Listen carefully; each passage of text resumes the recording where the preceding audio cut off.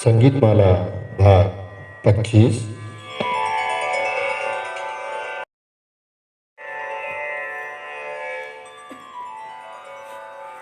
आविर्भाव तिरोभाव। संगीत में राग के मूल स्वरूप को प्रकट रूप में दिखलाना उसका आविर्भाव है, और जब उसे अन्य राग की छाया की ओर ले जाते हैं तो तिरोभाव होता है। तिरोभाव कुछ समय के लिए कर वैचित्र उत्पन्न किया जा सकता है, अतः सीमित समय के लिए ही इस प्रक्रिया को किया जाना चाहिए। अधिक देर करने से तिरोभाव तो होगा, लेकिन मूल राग अपना प्रभाव खो सकता है। इसलिए तिरोभाव के बाद जब पुनः मूल राग में आ जाता है तो उसे आविर्भाव कहते हैं। तिरोभाव दो प्रकार से किया जा सकता है, सम प्रकृति राग की छाया दिखलाकर और मूर्छना भेद से आधार स्वर को परिवर्तित करके। इनको हम और समझने की कोशिश करते हैं। कल्लीनाथ ने संगीत रत्नाकर की टीका में आविर्भाव तिरोभाव क्रिया के सुंदर उदाहरण दिए हैं। पहला देखिए, देवदत्त जब सभा में आया तो उसे सबने देखा और पहचाना। जब देवदत्त समान वेशभूषा और समान बोलचाल वाले लोगों में बैठ गया तो उसे पहचानने में कठिनाई होने लगी। यह तिरोभाव है। कुछ समय के बाद जब देवदत्त किसी कार्य के लिए उठा तो पुनः उसे सबने पहचान लिया। यह आविर्भाव हुआ। अब एक उदाहरण फिर से इसमें देखिए। माला में मुक्तामणि है, वो अलग से दिखलाई देगी, पर जब उसके आसपास के मोती बिखर जाएं तो उनमें भी उनकी झलक होगी, तो वह भी मुक्तामणि से लगते हैं। अतः कुछ समय के लिए मुक्तामणि छिप गया, यह तिरोभाव हुआ। जब धागे के शेष मोती खिसक कर कुछ दूर हो गए तो मुक्तामणि फिर से दिखने लगा, यह पुनः आविर्भाव हुआ।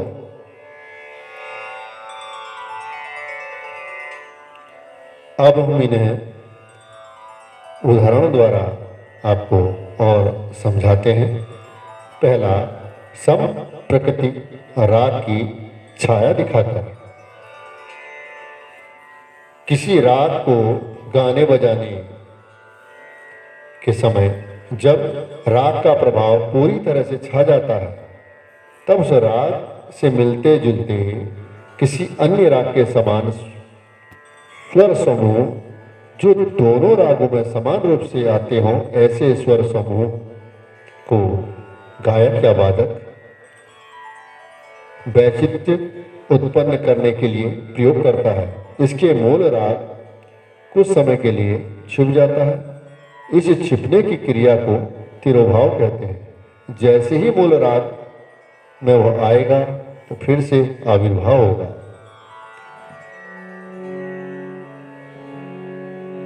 यहाँ पर हम भैरवी में देखते हैं, सरे सग सरे सरे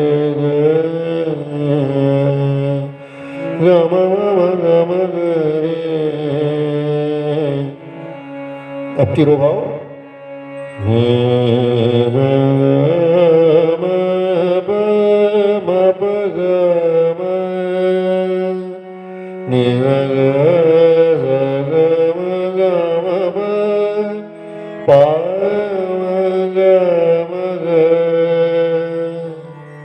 भैरवी तो है, भीमपलासी भी है, म ग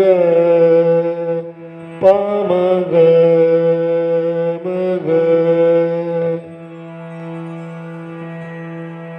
म ग रे सा। सीधे भैरवी हम भीमपलासी हो जाएगा, इसको बचा ले जाना है, क्योंकि ये स्वर भैरवी के नहीं है। अतः तिरोभाव करते समय इन स्वरों का प्रयोग नहीं किया जा सकता है। फिर से आविर्भाव सारे सारे ग म प द प म ग म रे। उत्तरांग में भैरवी से ही मालकोस का तिरोभाव ग म द नि स द नि स द म द नि स नि स ग नि स ग म ग। यहाँ पर मालकोस के स्वर समूह हुए और साथ ही भैरवी के भी। अतः कुछ समय के लिए भैरवी छिप गया और मालकोस उभर रहा है। यहां भी स्वर समूह नहीं लगाए जा सकते हैं, केवल मालकोस के ही। जैसे देखिए सा ध नि ध सा, ये स्वर समूह भैरवी के नहीं। अतः तिरोभाव करते समय इन स्वरावलियों का प्रयोग नहीं कर सकते हैं। फिर अविर्भाव में आए, देखिए सारे सा नि ध प द प म प म ग सा रे ग म म ग म रे। यह तिरोभाव संपन्न स्वरों वाले यानी किसी एक थाट के रागों में से किया जा सकता है। जैसे कल्याण थाट के दोनों मध्यम वाले अधिकांश रागों के पूर्वांग में तो भिन्नता है, पर उत्तरांग के समान स्वर समूह का प्रयोग होता है। जैसे कामोद, छायानट, गौड़सारंग, हमीर, इनमें पद म प सा द म म प द प नि ध सा रे सा। इन स्वरावलियों के प्रयोग से कल्याण थाट के दोनों मध्यम वाले राग ही रहेंगे। अतः किसी भी राग में ऐसे स्वर समूह के प्रयोग से मिलते जुलते राग की छाया दिखलाकर तिरोभाव किया जा सकता है। कुछ समय के बाद पुनः मूल राग जो गाया जा रहा है उस राग विशेष के स्वर लगाकर आविर्भाव करना होगा। श्याम कल्याण और कामोद का आरोह समान होने के कारण केवल अवरोह क्रम के स्वर समूह का प्रयोग किया जाए तो दोनों राग होंगे। अतः इन दोनों रागों से एक दूसरे का तिरोभाव किया जा सकता है। कुछ समय के बाद आरोह क्रम के स्वर लगाकर अभीष्ट राग में आने की क्रिया को आविर्भाव कहेंगे। अब हम मूर्छना भेद से आधार स्वर परिवर्तित कर के आविर्भाव तिरोभाव क्रिया को देखते हैं। समझें, मूल रूप से आधार स्वर षडज होता है, पर जब षडज के अतिरिक्त कुछ समय के लिए किसी अन्य स्वर को आधार स्वर मानकर आधार स्वर यानी षडज मान लिया जाए तो मूल राग छिप जाएगा और उसके स्थान पर दूसरा राग दिखाई देने लगेगा। जैसे कोमल धैवत वाले ललित राग को गाते बजाते समय यदि मध्यम को कुछ समय के लिए षड्ज मान ले तो ललित के स्वरों में तोड़ी राग दिखने लगेगा। ललित देखिए पहले,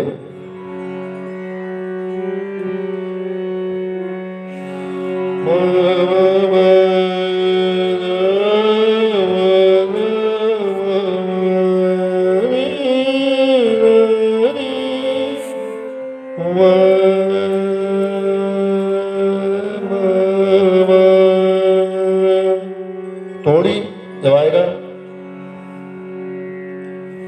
रे सा ग रे सा ग रे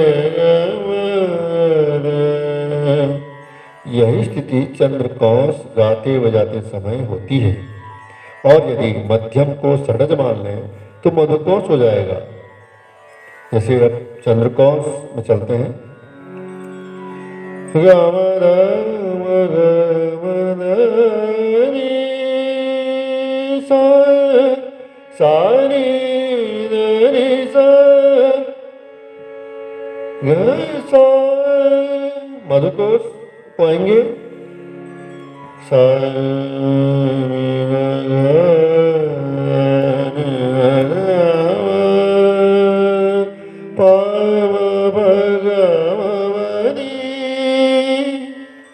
अब चंद्रकौश में देखिए, नील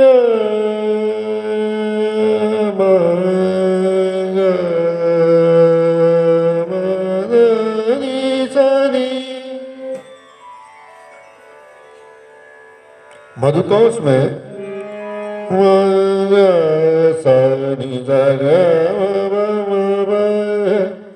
तो रागों का आनंद अपनी जगह है, और आहिर्भाव तिरोभाव दिखाते समय बहुत ही चैतन्य होके, बहुत ही साधना सी अवस्था होके इसका आनंद आता है।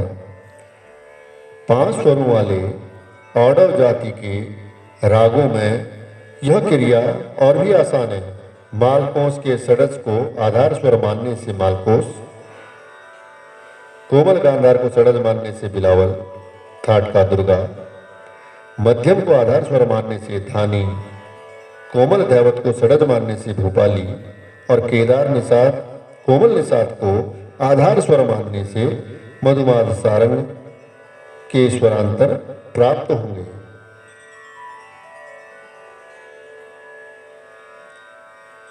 मूर्छना भेद से तिरोभाव करने से रागों के विस्तार की पर्याप्त जानकारी हो जाती है, क्योंकि सभी रागों की तानें एक दूसरे राग में प्रयोग करने की नई दृष्टि देती हैं। समर्थ कलाकार इस रीति से आधार स्वर बदल बदल कर कोई भी राग अधिक समय तक गाते बजाते देखे जा सकते हैं।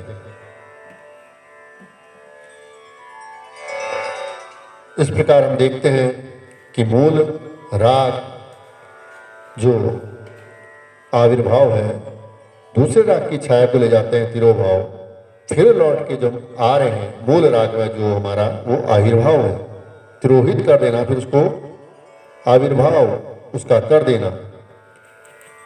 तो आविर्भाव तिरोभाव का आनंद स्वर लहरियों में है।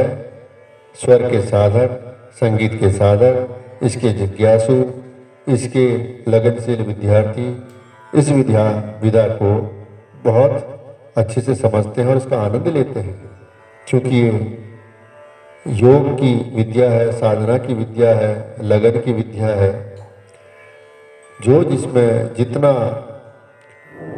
ज़्यादा जाने और प्रयोगात्मक विषय है, तो इसको करके इसको हम लोग इसका आनंद ले सकते हैं।